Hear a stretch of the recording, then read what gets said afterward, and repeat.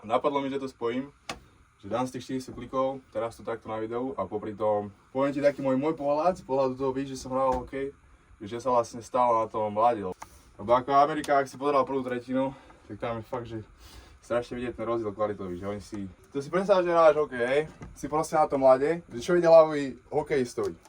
Si proste na tom mlade, akože sám hlavne dobre chytal, fakt, že nebola to jeho chyba, že sme prehrali. To je výber najlepších hráčov z NHL-ky. No proste naznačia ramenami, že si doprava, tak chápeš, ty sa pozeráš na toho hráča, lebo predstav si, že on ide na teba s tým pukom a ty akože jednak hlava chceš mu dobrať puk, ale všimáš si hráča, že chceš ho trafiť a on čau, že ti naznačí, ide tam a potom ti prejde tam nemáš šancu, tam nemáš proste čo spraviť. V hokeji v rohu, tam sa ideš s chlapom bracha, tam ti len nahodia puk a že tam sa chlapom starý, víš? Tam, že no chod sa zraziť starý, vybojí ten puk a sme pred bránou, víš? Alebo že bude čakať na druhej strane. Klubové 20 000 bracho stojí výstroj, hokejová, brankárska. Chápeš, a teraz boli sa na tie hitboxy vyjebané. Jak sa mu to odrazilo. Netrafí bránu, mantinel a presne čau na hokejku, akorát lavačík a akorát chápeš.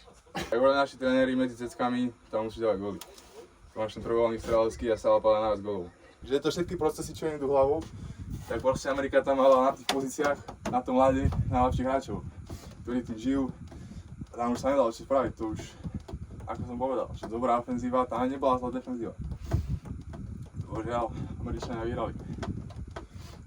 Takže ak by som zhodnotil ten zápas, úplne jednoducho, lepšia ofenzíva porazila dobrú obranu. Starý, ak si pozeral včerajšie video, čakáš na 400 klikov, môžeš rozhodnúť. Lebo vyšleš takú tú energiu, chápeš, už si sa nabil, užívaj sa o to starý. Nech sa darí.